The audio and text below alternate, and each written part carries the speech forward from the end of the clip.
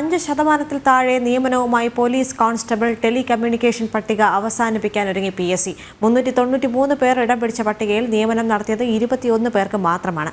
വിവിധ police സ്റ്റേഷനുകളായി communication വിഭാഗത്തിൽ ഉദ്യോഗസ്ഥർ കുറവായിരിക്കുന്ന ഈ ഒരു സാഹചര്യത്തിലാണ് PSC നിലവിലെ നിയമനങ്ങൾ പോലും നടത്താത്തത്. അധിക തസ്തിക സൃഷ്ടിക്കണമെന്ന ആവശ്യവുമായി സംസ്ഥാന പോലീസ് മേധാവി ധനവകുപ്പിനെ സമീപിച്ചെങ്കിലും ബാധ്യത ചൂണ്ടിക്കാട്ടി വകുപ്പ് ആവശ്യം നിരാകരിക്കുകയായിരുന്നു. ഇതിന്റെ രേഖകൾ ജനം TVക്ക് ലഭിച്ചു.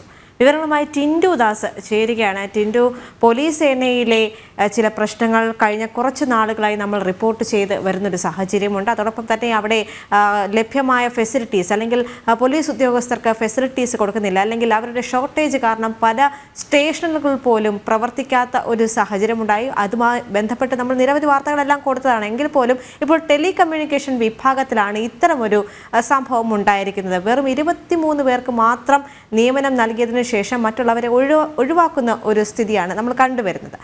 എന്തൊക്കെയാണ് വിവരങ്ങൾ?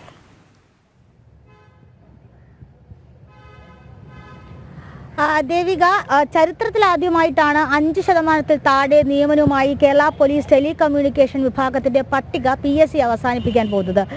ഏതാണ്ട് 393 പേരാണ് ഈ മെയിൻ ലിസ്റ്റിൽ ഇടം പിടിച്ചിട്ടുള്ളത്. ഇതിൽ 131 പേർ സപ്ലിമെന്ററി ലിസ്റ്റിൽ ഉൾപ്പെട്ടിട്ടുണ്ട്.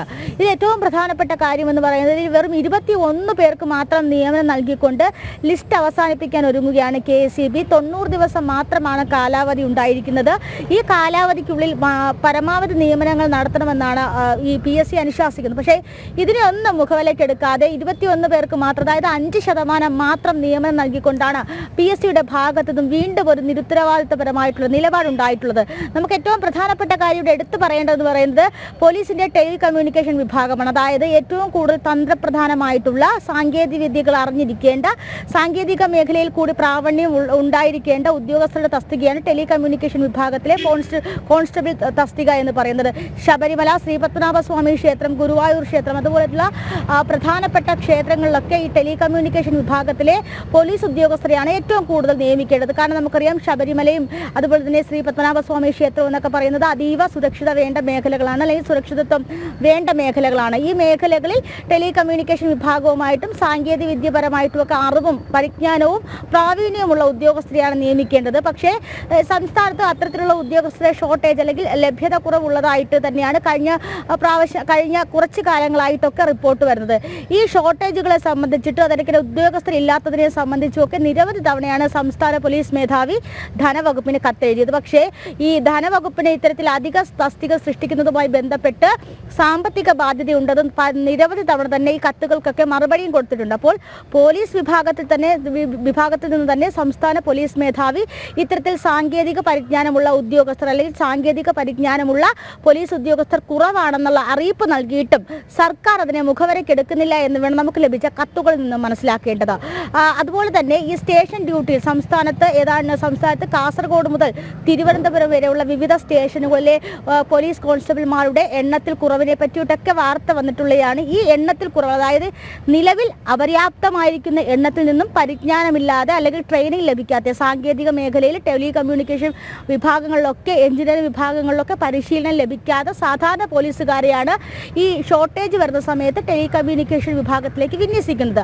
അപ്പോൾ അതും ഒരു പക്ഷേ നമുക്കറിയാം, നമ്മൾ ഈ ക്ഷേത്രങ്ങളെ സംബന്ധിച്ചിടത്തോളം അതുപോലെ തന്നെ മറ്റ് സുരക്ഷിത മേഖലകളെ സംബന്ധിച്ചിടത്തോളം ഈ പരിജ്ഞാനമില്ലാത്ത ഉദ്യോഗസ്ഥരെ നിയമിക്കുക എന്ന് പറയുന്നത് അത് എത്രത്തോളം ഗുണകരമായിരിക്കും എന്നുള്ള കാര്യത്തിൽ ആശങ്കയുണ്ട്. കാരണം നമുക്കറിയാം, പോലീസ് വിഭാഗങ്ങളിൽ ജോലി ചെയ്യുന്നവർ ഭൂരിഭാഗവും ഇത്തരത്തിലുള്ള എഞ്ചിനീയറിംഗ് മേഖലകൾ അല്ലെങ്കിൽ ടെലികമ്മ്യൂണിക്കേഷൻ എഞ്ചിനീയറിംഗ് മേഖലയിൽ പരിജ്ഞാനമുള്ളവരായിരിക്കണമെന്നില്ല. അതുകൊണ്ട് തന്നെ അവരെ എങ്ങനെ ഈ മേഖലയിൽ ഉപയോഗിക്കാൻ കഴിയുമെന്ന കാര്യത്തിലും ആശങ്കയുണ്ട്. ഏതാണ്ട് ഞാൻ നേരത്തെ സൂചിപ്പിച്ചതുപോലെ തന്നെ ക്യാമറകളുടെയും അനുബന്ധ ഉപകരണങ്ങളുടെയും പരിചരണം, VIP, VVIP ഡ്യൂട്ടികൾ, ശബരിമല ഡ്യൂട്ടിക്ക് ആവശ്യമായ കമ്മ്യൂണിക്കേഷൻ സംവിധാനം ഇൻസ്റ്റാൾ ചെയ്യുന്നതിലും അവയുടെ പരിപാലനവും ഒക്കെ, അപ്പോൾ ഈ മേഖലകളിലൊക്കെ പരിജ്ഞാനമുള്ള ഉദ്യോഗസ്ഥരെ വേണം ഒരുപക്ഷെ ടെലികമ്മ്യൂണിക്കേഷൻ വിഭാഗത്തിൽ നിയമിക്കേണ്ടത്.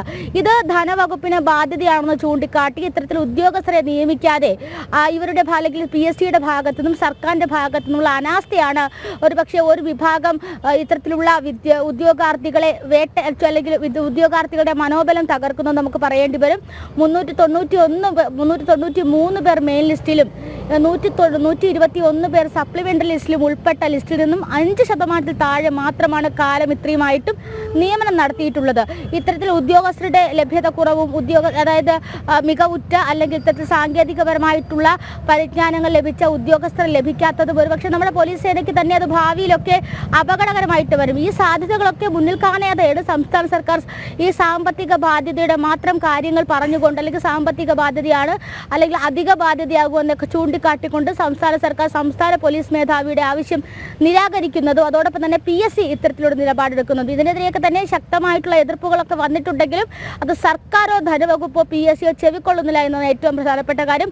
ദിവസങ്ങൾ മാത്രമാണ് ഈ ലിസ്റ്റ് അവസാനിക്കാൻ. ഒരുപക്ഷെ ഇനി നേരത്തെയൊക്കെ സിവിൽ പോലീസ് 2019 ആ സമയത്തുണ്ടായിരുന്ന സിവിൽ പോലീസ് ലിസ്റ്റ് അവസാനിച്ച പോലെ 190ഓളം ഉദ്യോഗാർത്ഥികൾക്ക് തൊഴിൽ ലഭിക്കാതെ അല്ലെങ്കിൽ പരിണതപ്രജ്ഞരായ ഉദ്യോഗാർത്ഥികൾക്ക് തൊഴിൽ ലഭിക്കാതെ അവർ ഇത്തരത്തിലുള്ള അല്ലെങ്കിൽ ജോലിയിൽ നിന്നും വിട്ടുനിൽക്കേണ്ട ഒരു അവസ്ഥയാണ് വന്നിട്ടുള്ളത്. എന്തായാലും ഇതിനെതിരെ വലിയ രീതിയിലുള്ള എതിർപ്പുകൾ ഉണ്ടെങ്കിലും ധനവകുപ്പ് ശരിയായിട്ട് ഈ വിഷയത്തിൽ ഇടപെടുന്നില്ല, PSCയും ഇടപെടുന്നില്ല. ദേവിക.